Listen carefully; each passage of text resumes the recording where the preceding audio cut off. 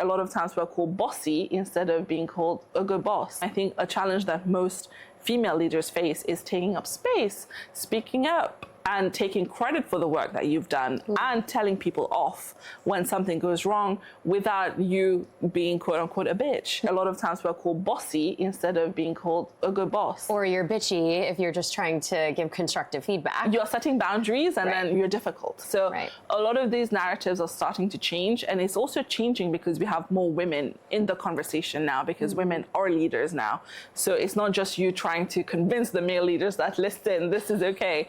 But now having a seat at the table means that now we are starting to see the rise of feminine traits as leaders. What advice would you give to women who are ready to redefine leadership on their own terms? One thing that nobody told me is becoming a leader is a very lonely journey. And that's mostly because you need to now lean into who you are and what do you bring to the table? What are your expectations of others?